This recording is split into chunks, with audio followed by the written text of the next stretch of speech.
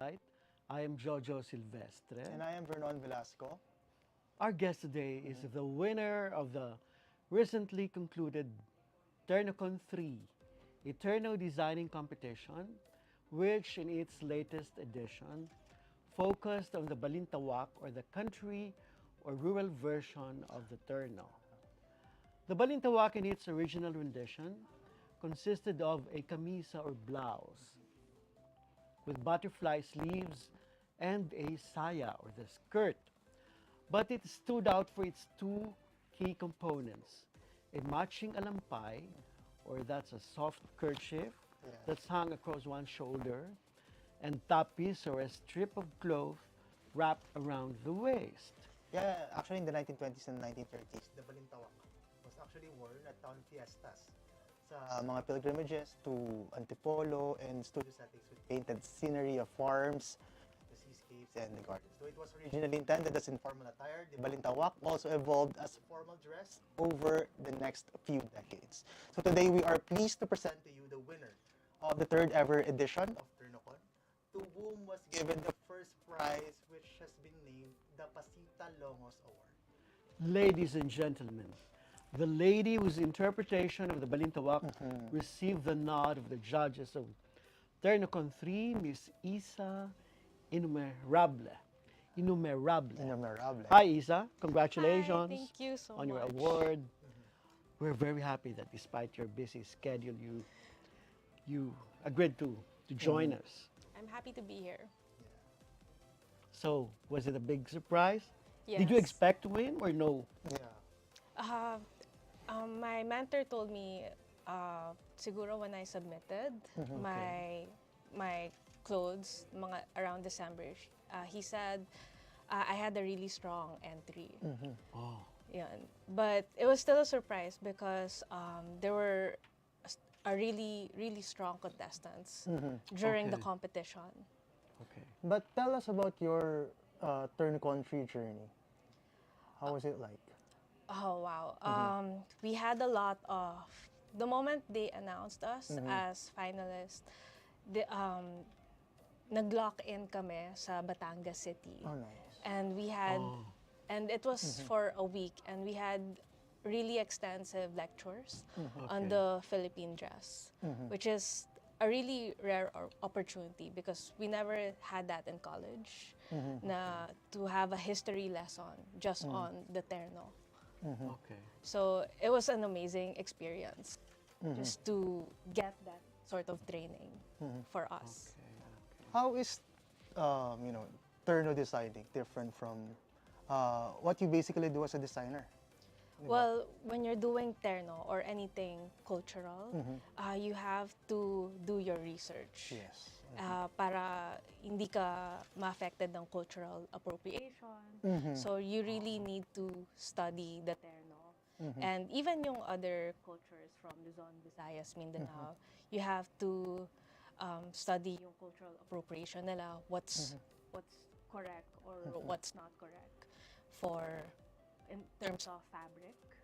'Di ba? Baka may mga ibang tela na hindi pwede gawing na terno or let's say baka pang funeral lang 'yon. So mga ganon. Yeah.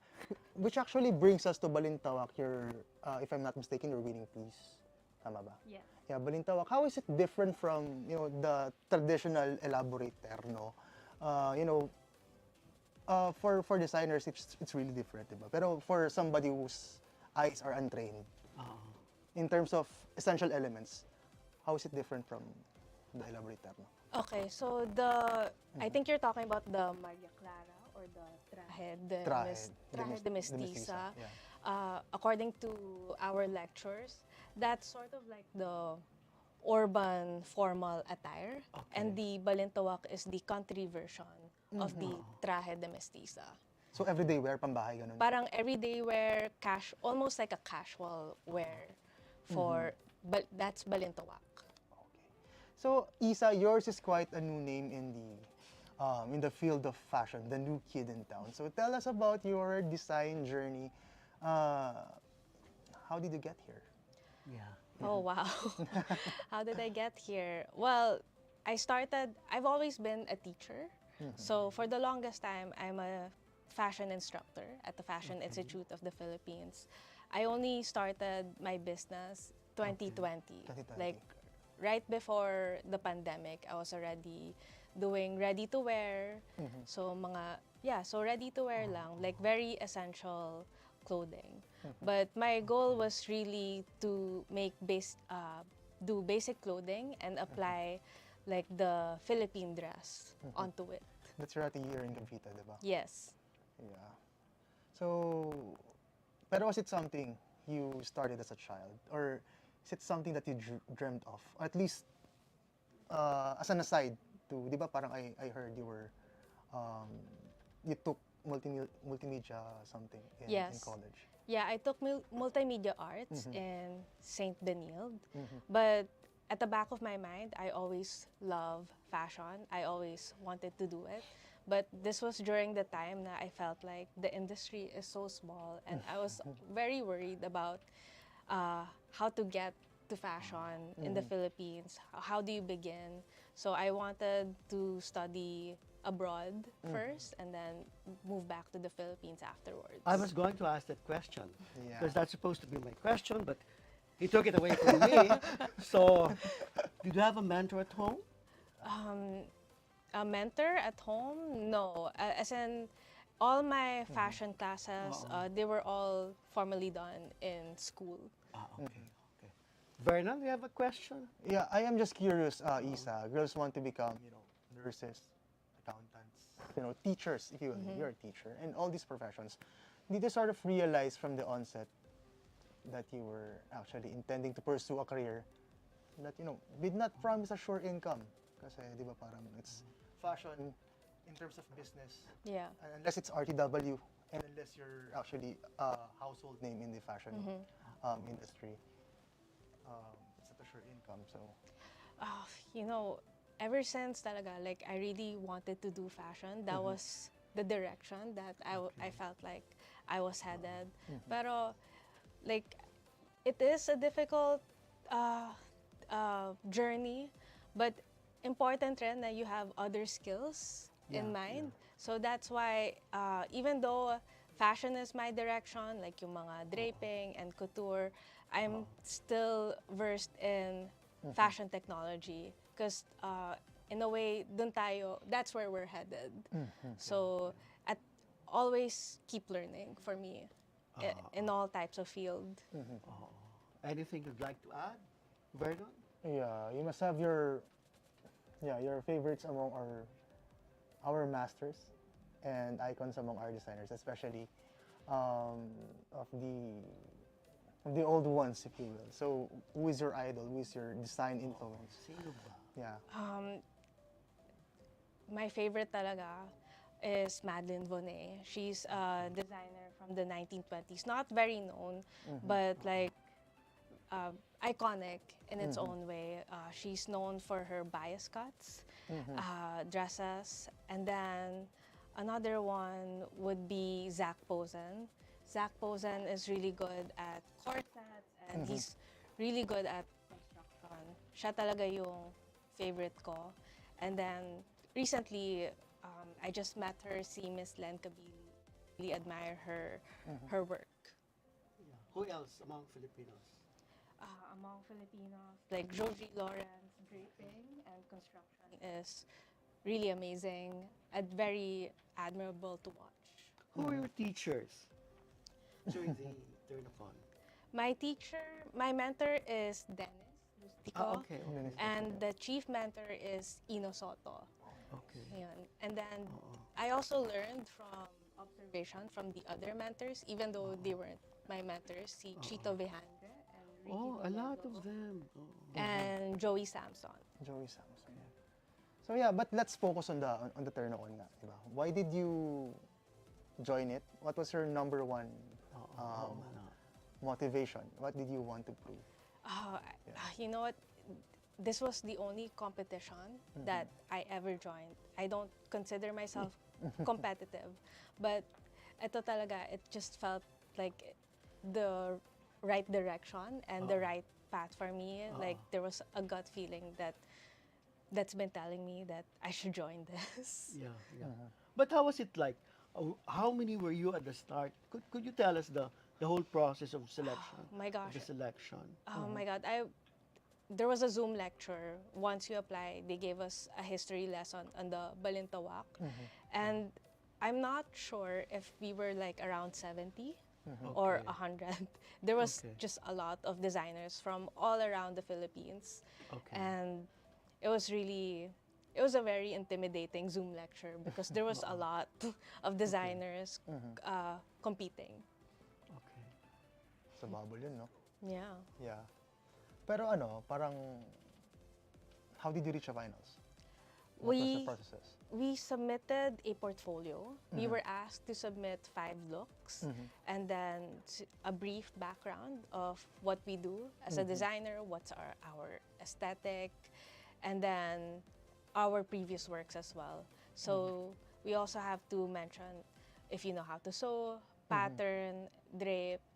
So just a little background on us, and then I submitted it on a clear book with the fabric swatches of the designs that I'm about to do if I enter Ternocon during that time. And then they just picked one of yung mga best portfolios I think sa Bench Tower. Yeah. Sir Jojo, as a follow-up. Well, what challenges did you have to address? I mean, you know how to do other things like informal clothes and all that, but when it came to the Terno, what did you have to address? The one thing that I wanted to address, I guess, is I really just wanted to change the meaning of the Balintawak because during those lectures, the Balintawak is known for like women in the province. They're all yung mga amor solo paintings. They're in the rice field, or pictures of Balintawak. Women wearing the Balintawak are yung mga women in the tobacco factory, Yes. or like women, mga mothers holding a baby, or they're sewing. Very Yeah. feminine, very motherly. Yes. Yun. And I feel like we're more than that now Yeah. as women. I mean, we have doctors, teachers, politicians, and we can redefine the Balintawak in another way, something that reflects us in society. Ask Vernon if he would want a woman who wears a balintawak. Yeah. Will you want your I want girlfriend? I want my girlfriend to be dainty and clean. Yeah. And of course, clad in Yssa Inumerable. Okay. Diba? Pero yeah, Yes. you said you are reinventing Balintawak. But how far did you go in terms of Ternocon? That actually got the nod of the judges. Yeah. Yeah, diba? Ang ganda That's a eh. good question, Vernon. Colorful. Yeah, so again, for the Balintawak, I did not want to redesign it in order to Okay. modernize the Balintawak. I really just wanted to change its characteristic, I wanted to make it more calm, confident, almost like independent, and parang whoever wears it, parang they can be who they want to be. They don't have to be that person in the rice field. They don't have to be sewing all the time. Yung parang unang panahon na they're just at home all the time, di ba? In traditional wear, I was wondering, is there a way to desecrate something? Like, di ba parang, di ba? When you say terno, there should be a butterfly sleeves and whatnot. Pero, I mean, how far can you go? Di ba? How far can you go? Ganyan si Vernon, ha? Well, Daring. As much as possible, let's retain the butterfly sleeve. That's what we're trained for. Yun yung training namin sa Ternocon. That's really Oh, nice. That was my early designs. Oh, wow. Nakita ko yung blue kanina. Yeah. Ay, blue or teal? Teal ba? Parang teal. Iba nga, These no? were my early designs, although I think the tapis and the skirt were scrapped. So we had to change it. But yeah, these were my early sketches. I was actually wondering, since you're also doing business, parang doing those designs, those are very something you just wear on the pedestal. Can you, di ba the challenge kasi between di ba, enterprising designers, do you see a future where everybody can see? I mean, there's nothing wrong with wearing terno every day. Yeah. In the office, in an interview. I mean, Why right now, not? right Why now not? I'm wearing a camisa. Okay. So, Yeah. so this is a camisa right now. I think what TernoCon has done is talagang it elevated the everyday experience for women to wear the Philippine dress. So that's I actually Filipiniana. yeah, the Filipiniana. So I think it's really great na people are starting to support our local artisans as well, and then we're also supporting them, and ayun. Have you ever thought of dressing up a man? I mean, Yeah. not with a terno, but like Why not? How Yeah. would you design Gusto ko ng terno. yung ternong gano'n? How would you design for Vernon? Well, actually nowadays there's a lot of gender neutral Okay. clothing. So I have seen men wear terno and they felt really empowered. Terno? Yeah. Ah, yeah, of course. Yeah. Yeah, and then during TernoCon, there's a lot of men wearing alampay and tapis as okay. well. So I think it's pwedeng pwede. But did you know that coat and tie used to be called terno also? Yes, For them. I think in Spanish, yung mga Yes. You know, we're enjoying conversing with you. But first, let's have a break. Yes. More questions coming up. Vernon will ask you more questions. More from Jojo.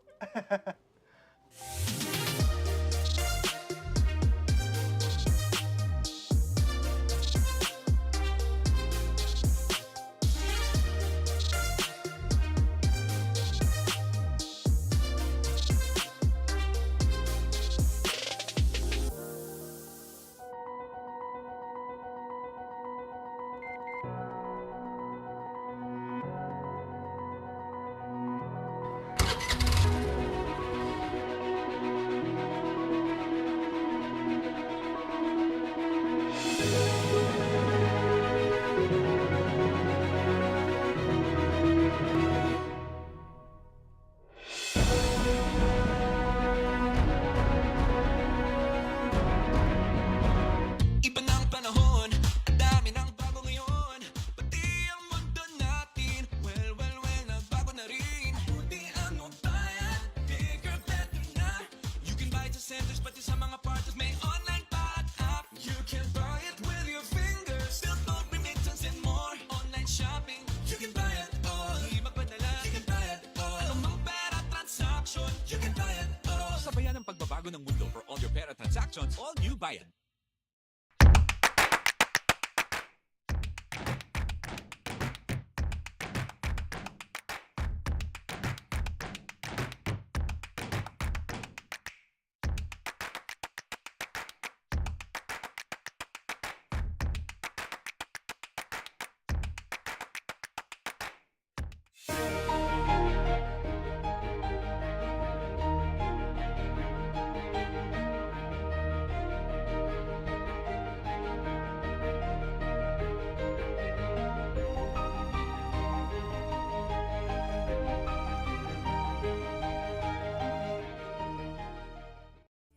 Nasa kamay mo ang swerte, ngunit hindi ito isang laro na para lang sa iyo. Dahil bukod sa pag-asang maging milyonaryo, ang pagtangkilik mo sa loto at ipapang produkto ng PCSO ay nakakalikom ng pondo para sa mga programang pangkalusugan, tulong at serbisyong medikal at kawang-gawa. Lahat ng minimiting makakamtan sa PCSO.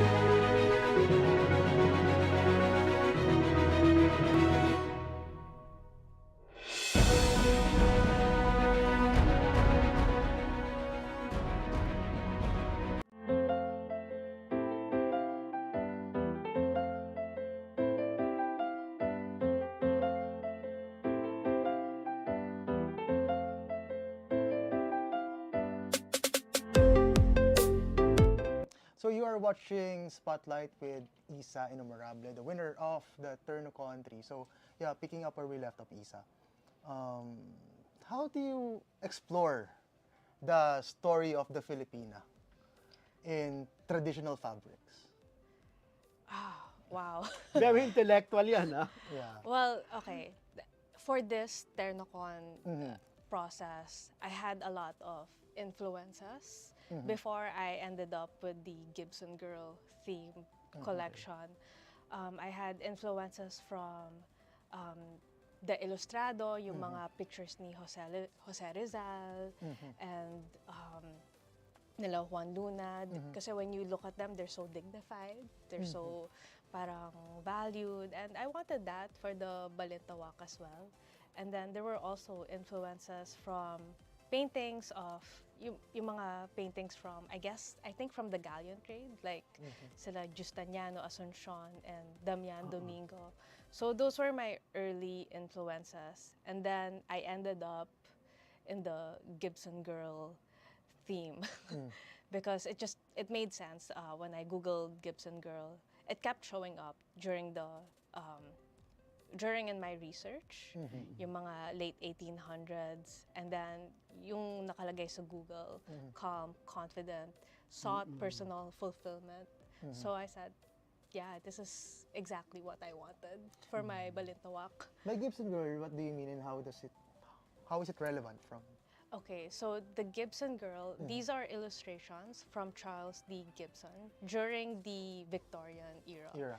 And yung mga pictures nila on Google, they're basically playing sports, they're riding a bicycle, they're wearing pants, and they just love to have fun. They're not Hindi naman to pin-up girls, ah. no, these are educated girls, and they can converse they have knowledgeable conversations. So basically, like, this is exactly what I wanted for my Balintawak, like something that's very independent, and then they also look educated, and basically they can be who they want to be. I think Sir Jojo would not take my indulgence. So yeah. No, just Yeah. just anything at all. Yeah. What's the next question? Yeah. How did you feel about making it? Like, I was so happy, especially even like my mentors were happy. From the very beginning, the direction was very clear, and it felt right. Like all throughout the competition, parang I didn't have that much problems, and it really made sense. This theme really made sense. It was perfect for modernizing, I guess, the Balintawak. So yeah, you are also a businessman, as every fashion designer should be. So where do you stand? Like, how do you sort of make it a balancing act between, how do you make your designs? I actually asked you kanina umaga. I mean, commercial and and you're being crazy. As much as possible. Like, in terms of aesthetic, they're very similar to one another. Hindi ako masyado lumalayo. And in terms of my ready-to-wear naman, it's a small business. I mean, that's how it should start. We should always start small and parang take it slow. And then, siguro, like, try to pick your challenges wisely. So, ayun lang. Like, that's how I try to manage everything all at once. I can hear Sir Jojo's question. What was your challenge? No, tell us about your clients. Who do you design for more of the time? I design a lot for older women, yung mga ninangs. But I also do a lot of children's wear as well. Oh, really? Yeah. For most of my clients rin are yung mga young moms who have daughters na so yung mga magpa-flower girl. So it's either those people, like either older ladies or little girls. Pero alam mo, very few designers, I mean, actually venture into what you do, like RTW, tama ba? Yes. Kasi di ba, Oh. a lot of them entourage, seasonal. Pero with you kasi, you have sarong, you have kamisa. Really? Tapos, Wow. Di ba? Nice. meron pa ka siyang ponytail, 250 pesos lang. Di ba? It started as 250 and then pero mahal siya dati. Nagmahal na. Ayun. I mean, how do you keep your prices low? Oo Uh, nga. well, Di ba? well, these are really old collections, by the way, from my from. I released this ng mga 2020. So over time, talaga, it started as like something expensive, especially during the pandemic. Walang masyadong bumibili. So over time, mababawasan din siya ng presyo. Yeah. But overall, it's a small collection, a very essential collection, and a lot of people like buying it. So. What kept you busy during the pandemic? Yeah. Yeah. Well, my business started with selling masks and Ah, PPE. okay. So that really funded my small ready-to-wear collection. Oh. That's good, huh? Was it fancy, your masks? I can imagine. And Well, how do you, No, it's actually like it's actually very basic cloth. Fabric. Pero ang importante, very breathable siya. Ayun. And then for the PPEs, they're they're waterproof but comfy. So that's how I funded my business. Okay. Pumatok Let's- naman. Oh, sige, Yes, definitely. Let's go back to the terno. What would be the don'ts? What should a designer not do when creating a terno? Well, during our lectures, the terno or the Philippine dress, it had 3 elements. It had the panuelo or the alampay, and then we had the sobrefalda or the tapis, and then we had the terno sleeves. And then over time, nawala yung panuelo, and then again nawala din yung sobrefalda. So naiwan na lang yung sleeves. So as much as possible, we want to keep the sleeves as is. That's what we were trained for in Ternocon, na not to edit or change the sleeves. Don't make it too short, too long. If it's too long, it looks like the leg of mutton sleeves from the Victorian. If it's too short, it's like it probably is not a terno anymore. So ayun po. But before Ternocon, you were doing traditional Filipiniana also. Yes, if somebody asks me if I can do like a terno dress, then definitely I do Filipiniana dresses. In terms of weddings, weddings are the order of the day in terms of fashion business. So, how accepted is the terno? Like, in terms of demands, diba? I mean, are they demanding it so much? I think because of Ternocon and yung mga books ni Sir Gino Gonzalez, yung Fashionable Filipinas, more people are wearing the terno now, especially for everyday. That's Design mine. niya, These diba? are by you. Yes. Beautiful. So, you have a combination of diba? Parang, that's balitawak ba? Yes, that's a Balintawak by Glady Rose. And then, yung kaninang til yung suot, meron siyang, ang tawag doon? Sa hat na yan? Yeah, that's a straw boater hat. So we could play around with the alampay. We can put it in our sleeves. You can put it over the head. So you can put it anywhere that you want. You can just put it on the shoulders. With me, I wanted to wrap it around a straw boater hat. Of It's a the- marriage. wow. Diba? It's a marriage between the West and Yes, the Philippines. definitely. That was one of my inspirations. Magaganda. Yun din yan. They're beautiful. No, that's kay Amor Albano of Ilocos Norte. Okay. So, what did you notice in their works? In the other contestants' works? Well, Did you learn something from oh, them? definitely.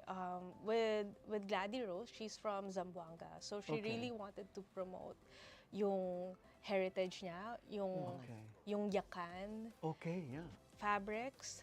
So, ayun din. And I also learned, may kanya-kanya kaming mga diskarte, how to do a terno. So, that was really interesting. We all have our way of molding the terno. And that really, parang natuto din ako from them as well. Okay. Sila ba learned something from you also? Did they tell you that they liked the way you did this or that?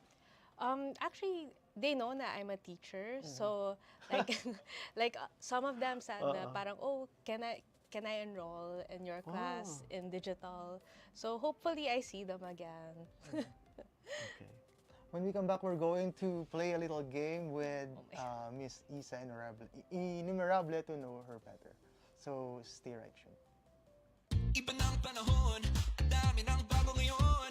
Pati ang mundo natin, well, nagbago na rin. Buti ano bayan, bigger, better na. You can buy it sa centers, pati sa mga parties, may online pa at app. You can buy it with your fingers, still don't remittance and more. Online shopping, you can buy it all. Di magpadala, you can buy it all. Anumang pera transaction, you can buy it all. Sabayan ang pagbabago ng mundo for all your pera transactions, all new Bayan.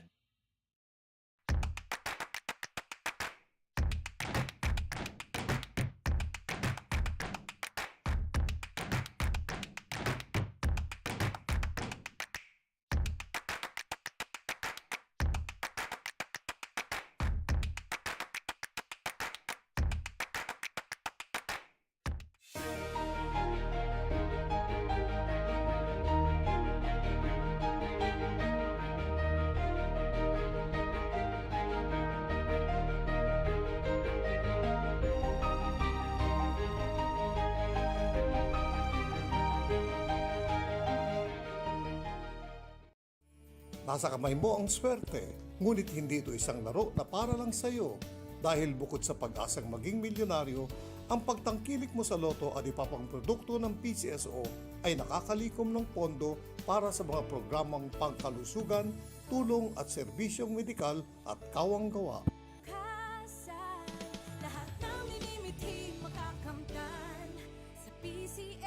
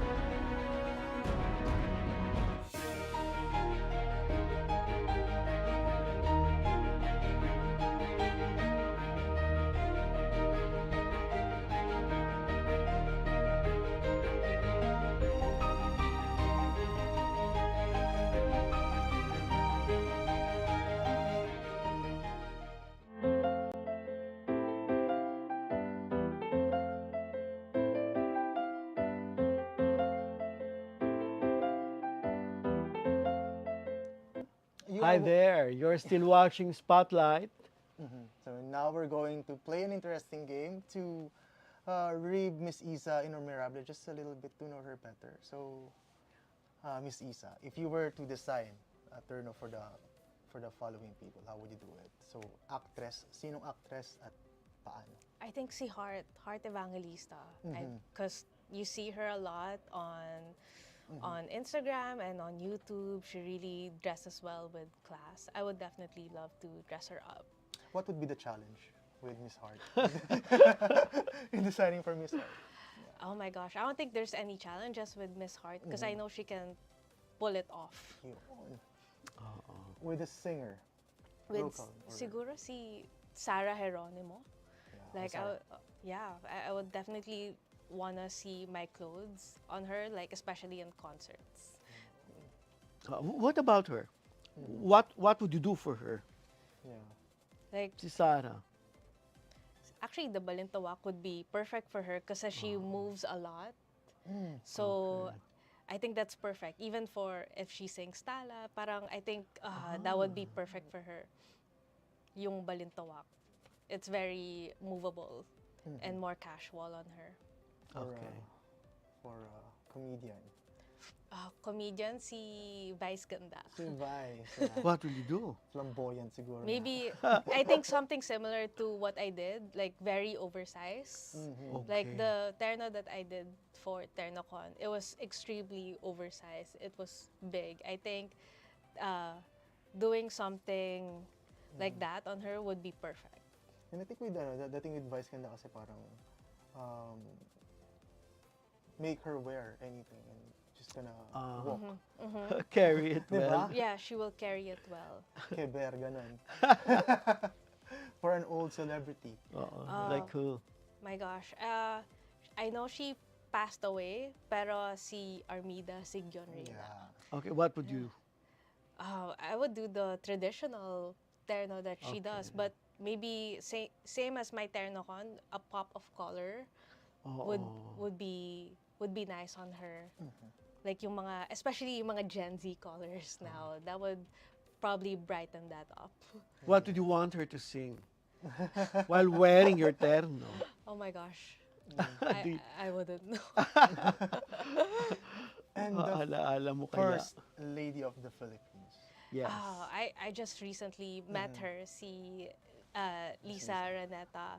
She congratulated me on stage, and I have a picture with her. So I definitely wanna dress her up. What? How would you dress her up? Yeah, the What first does she thing. need to look better? Or I don't know. I really don't know. Maybe again, something that's very updated. Like again, Okay. I really like colors, so I wanna see something vibrant on her. Yeah. Because I haven't seen that on her yet in Yeah, her yeah. inauguration. Puro pale, pale. Medyo conservative, ano? Yeah. So maybe more colors on her. Yeah, yeah. In terms of that, how do you convince your your clients that this would look good on you compared to what they like? Who Well, wins? as a designer, it's always my responsibility to tell a client when something is really wrong for Okay. them, Yeah. like when they're making a mistake. So I already advise them right away. And napapa-second thought naman sila. And then they consider my options. What would you advise Vernon? My advisor. No, I mean, what would she advise you? What does Vernon need to do to be better looking? Oh my God. You know? I think he looks good already. Oh, I think he that's right, dresses that's well right. already. Yeah, yeah. That's true. And he's so pogi, ano? You're making me blush. So yeah, Yssa Inumerable, it has been a delight having you here at Spotlight. What is your advice to budding and fledgling designers who will join the future TernoCon Yes, that's right. and win? Just follow your gut feeling. I think that's what I did. I really trusted my instinct. Again, I never joined any competition, but this was the one thing that I really wanted to do.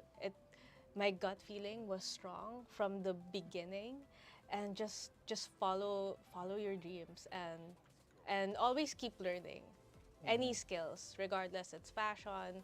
Always be prepared. Okay, here's the last question for the Sidebar. day. Oh my. Yeah. What are your plans? What can we look forward to in your career? Right now, I really just wanna design for circularity and okay. sustainability. Okay, Y- okay. Yun, and again, apply the Philippine dress to basic clothing. Okay. So yeah, that's it for today's Spotlight. My name is Vernon Velasco, I'm Jojo Silvestre. and good afternoon. Yeah. Thank you so much for being with us.